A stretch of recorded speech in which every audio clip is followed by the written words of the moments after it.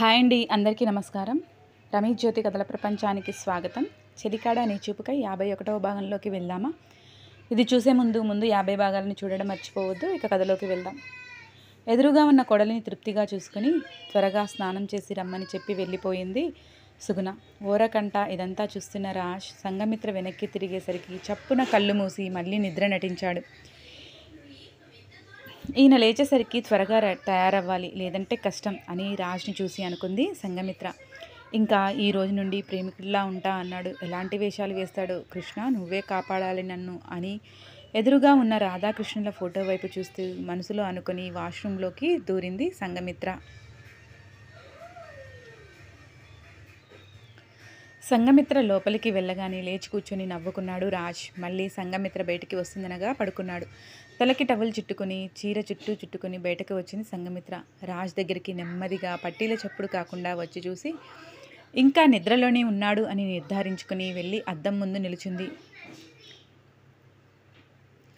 చీర తీసి నడుము చుట్టూ ఒక చుట్టు తిప్పి కుచ్చిళ్ళు పెట్టడానికి సిద్ధమైంది సంఘమిత్ర.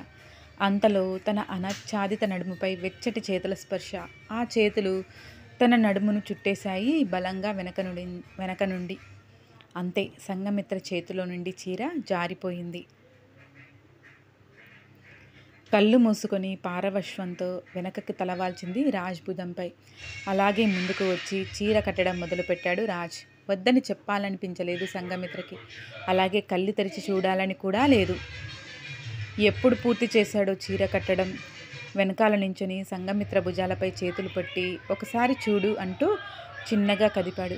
చిన్నగా కళ్ళు తెరిచి అద్దంలోకి చూసింది. చాలా అందంగా కట్టాడు చీర, తనకంటే కూడా బాగా. ఆశ్చర్యంతో కళ్ళు విచ్చుకున్నాయి సంఘమిత్రవి. అలానే సంఘమిత్రని పట్టుకొని ముందుకు వంగి డ్రెస్సింగ్ టేబుల్పై ఉన్న కుంకుమ 2 వేళ్ల మధ్య పట్టుకున్నాడు. వెనక నుండే అద్దంలో చూస్తూ ఆ కుంకుమను సంఘమిత్ర పాపిట్లో పెట్టాడు.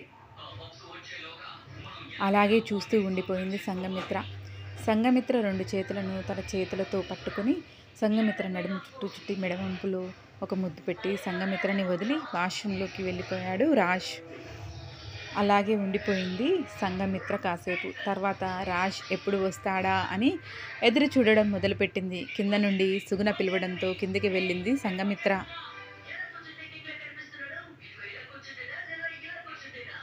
కోడలి చీరకట్టు చూసి మెచ్చుకుంది సుగుణ. సంఘమిత్రకి ఆ చీర రాజ్ కట్టిన విషయం గుర్తుకు వచ్చి ముసిముసిగా నవ్వుకుంది. కోడలి సిగ్గును మురిపంగా చూసుకున్న సుగుణ సంఘమిత్ర చేతిలో టీ కప్పు పెట్టి రాజ్కి ఇచ్చి రమ్మని పంపింది. టీ తీసుకుని తమ గదిలోకి వెళ్ళింది సంఘమిత్ర. అప్పుడే వాష్రూంలో నుండి టవల్తో బయటికి వచ్చిన రాజ్ డోర్ వేయమన్నాడు సంఘమిత్రని. రాజ్ని అలా టవల్తో చూసి సిగ్గుతో తల వంచింది సంఘమిత్ర. అలానే తల వంచుకొని డోర్ ఎందుకు వేయడం అని అడిగింది. మరి నువ్వలా అడిగితే ఏం చెప్పను అన్నాడు సంఘమిత్ర చేతిలోని టీ తీసుకొని. సంఘమిత్ర నిశ్శబ్దంగా ఉండిపోయింది. టీ తాగి కప్పు పక్కన పెట్టి డోర్ వేశాడు రాజ్. ఎందుకు డోర్ వేస్తున్నావు, చూసేవాళ్ళు ఏమనుకుంటావు అని అంది సంఘమిత్ర. సంఘమిత్ర దగ్గరగా వచ్చి ఏమనుకుంటారు, కొత్తగా పెళ్ళైన జంట వాళ్లకు చాలా పనులు ఉంటాయి అని అనుకుని నవ్వుకుంటారు, అంతే కదా అన్నాడు. నాకు బయట చాలా పనులు ఉన్నాయి అని ముందుకు కదిలింది. చటుక్కున చేయి అందుకున్నాడు రాజ్. అక్కడే ఆగిపోయింది సంఘమిత్ర. చేయి అలాగే పట్టుకొని బలంగా ముందుకు లాగాడు రాజ్. ఆ ఫోర్స్కి రాజ్కి ముందుకి వచ్చి అలాగే వెనక్కి పడబోయింది. కానీ అలా జరగకుండా చేతిని వదిలి నడుమును చుట్టేశాడు రాజ్. రాజ్ కౌగిల్లో కొంచెం వెనక్కి వాలి రాజ్ కళ్ళల్లోకి చూస్తూ ఉంది సంఘమిత్ర. నువ్వు ఇప్పుడు బయటకు వెళ్ళకపోయినా అమ్మ ఏమీ అనదు అన్నాడు రాజ్. కానీ వెళ్ళకపోతే బాగోదు అంది సంఘమిత్ర. అమ్మకు తెలుసు, అందుకే టీ నీతో పంపించింది. రోజు నేనే వెళ్ళేవాడిని తెలుసా అని అన్నాడు రాజ్. నాకేం తెలుసు అని అంది సంఘమిత్ర. తెలియదనే చెప్తున్నా అన్నాడు రాజ్. వదులుతావా అంది సంఘమిత్ర. ఇలా ఉంటే కష్టంగా ఉందా అన్నాడు. కష్టంగా కాదు, ఇబ్బందిగా ఉంది అంది. రెండిటికి తేడా ఏంటో అడిగాడు రాజ్. అదంతా కాదు, ఇప్పుడు వదులుతావా లేదా కొంచెం కోపంగా అంది సంఘమిత్ర. వదలను, ఏం చేస్తావే అని అన్నాడు రాజ్.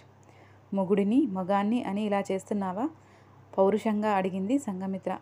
కాదు, నువ్వు నా ప్రేయసివి, నా సొంతం అనే హక్కుతో అంటూ నిదానంగా చెప్పాడు రాజ్.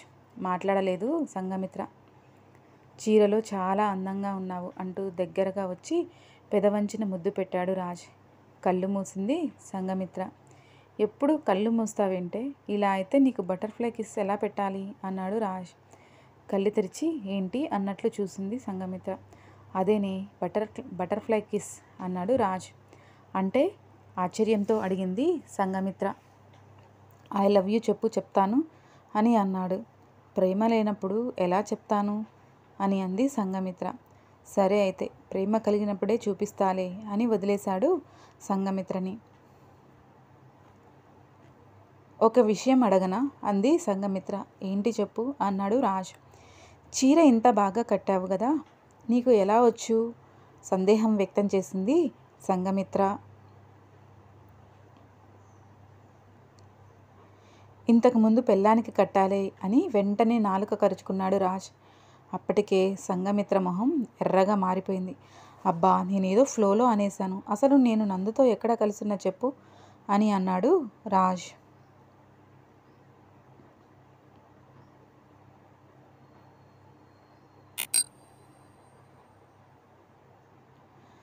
మరి ఎలా వచ్చు నీకు మళ్ళీ అడిగింది సంఘమిత్ర. ఆడవాళ్లకు ఉండాల్సిన అనుమానం నీలో స్పష్టంగా కనిపిస్తుంది అన్నాడు రాజ్. టాపిక్ డైవర్ట్ చేయకు అంది సంఘమిత్ర. సరే తల్లి చెప్తాను, అక్క దగ్గర నేర్చుకున్నాను.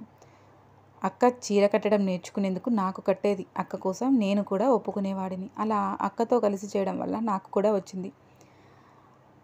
అక్క అనేది నాకంటే కూడా బాగా కడుతున్నావురా, వచ్చే నీ భార్య అదృష్టవంతురాలు అని చెప్పి అటువైపుకు తిరిగిపోయాడు రాజ్. కళ్ళల్లో తిరిగిన నీటిని సంఘమిత్ర చూడకుండా తుడుచుకునే ప్రయత్నం చేశాడు.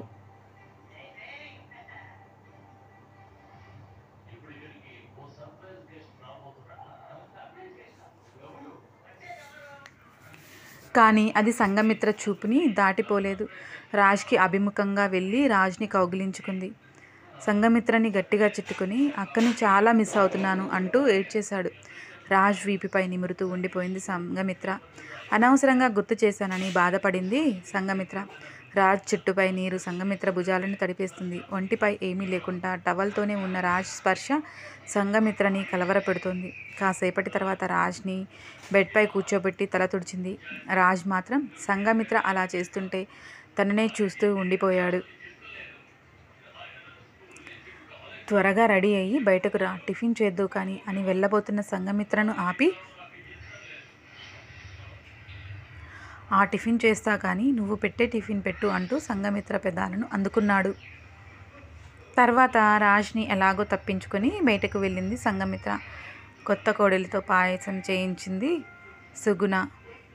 అందరికీ ఉదయం అల్పాహారంగా ఆ పాయసం పెట్టారు. వంటలో కూడా అద్భుతం అని మెప్పించింది సంఘమిత్ర అందరినీ.